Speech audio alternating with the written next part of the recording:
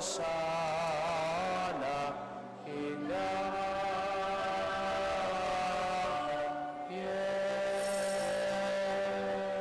highest.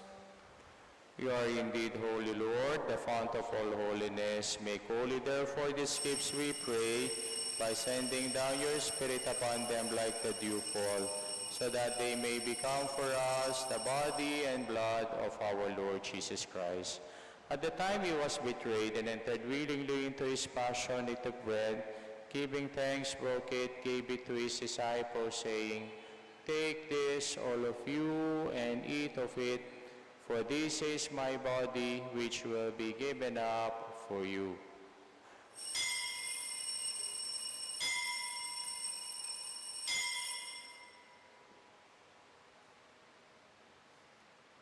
In a similar way, when supper was ended, he took the chalice, and once more giving thanks, he gave it to his disciples, saying, "Take this, all of you, and drink from it, for this is a chalice of my blood, the blood of the new and eternal covenant, which will be poured out for you and for many. For the forgiveness of sins, do this in memory of me."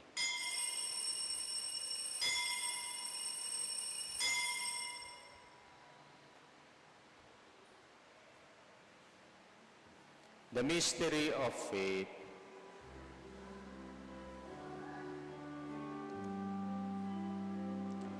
When we eat this bread and drink this cup, we proclaim your death, O Lord, until you come again, until you come again, we proclaim your death, O Lord.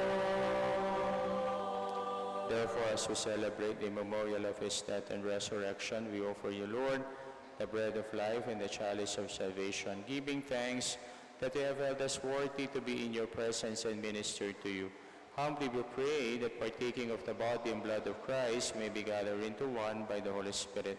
Remember, Lord, your church is spread throughout the world, and bring her to the fullness of charity, together with Francis, our Pope, Laurentino, our Bishop, and all the clergy.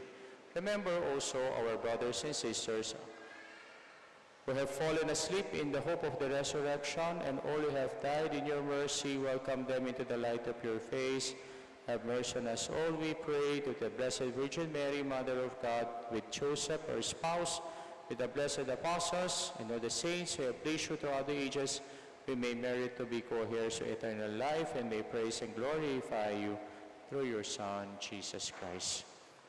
Through him, with him, and in him, O God, Almighty Father, in the unity of the Holy Spirit, all glory and honor is yours forever and ever.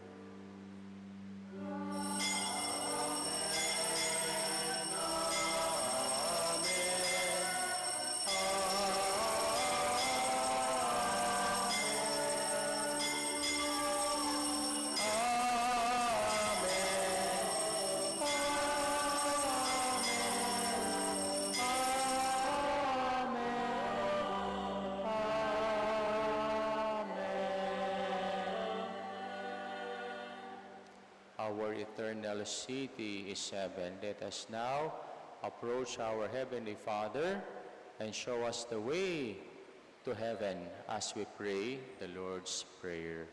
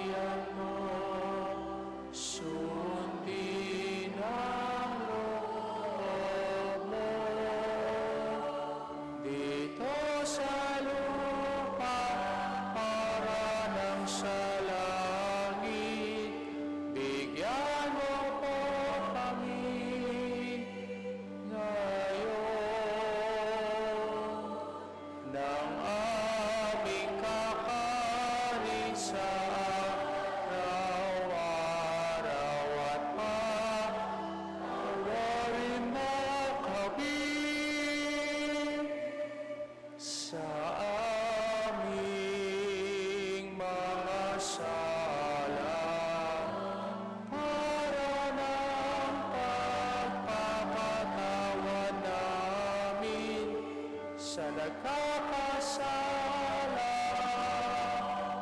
sa amin, at huwag mo kami pahintulot sa tukso, at iadya mo kami sa lahat ng masama.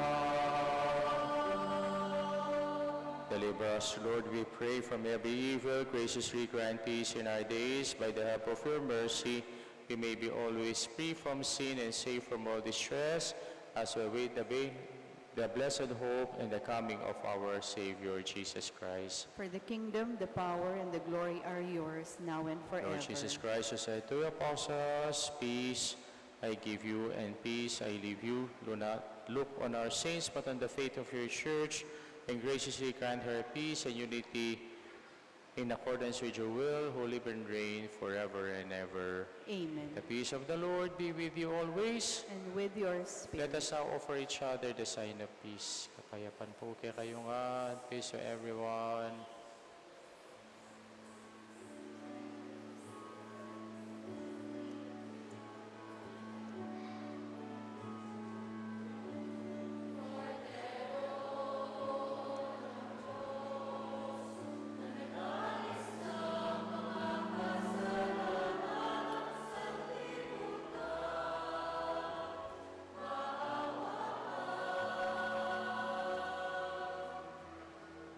Cordero ng Diyos, na nagalis ng mga kasalanan ng sanlibutan, aawa ka. Cordero ng Diyos, na nagalis ng mga kasalanan, ipagkaloob mo sa amin ang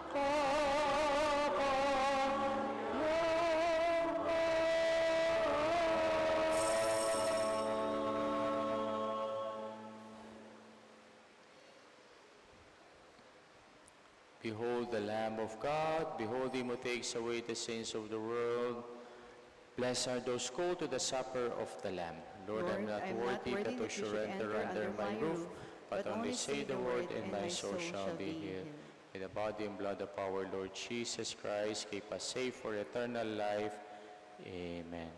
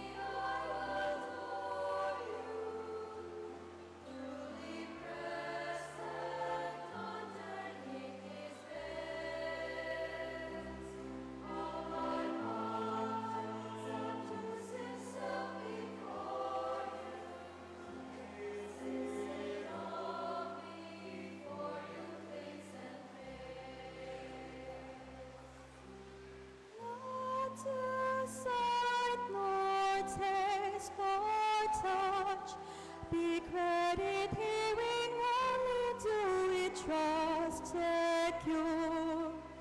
I believe for God the Son has said it, word of God forever shall endure.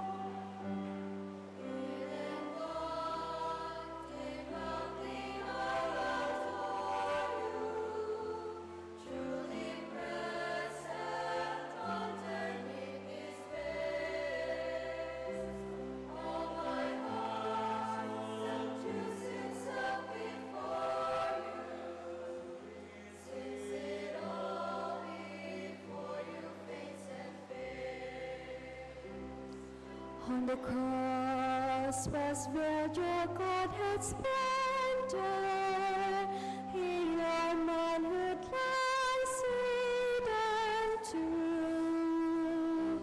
Unto both alike my faith and wonder, and the soul that contrite thee pursue.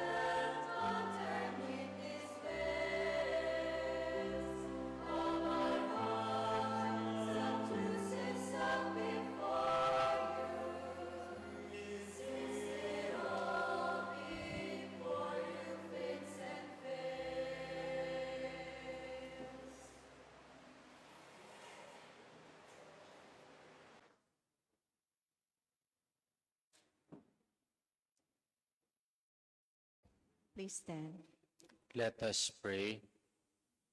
Almighty ever-living God, who allow those on earth to celebrate divine mysteries, grant, we pray, that Christian hope may draw us onward to where our nature is united with you. Through Christ our Lord. Amen. The Lord be with you. And with your The mighty spirit. God bless you all, the Father, the Son, and the Holy Spirit. Amen. Amen. Our Mass been offered. Let us go in peace and to love and to serve the Lord. Thanks be to to God. Good evening po sa inyo lahat.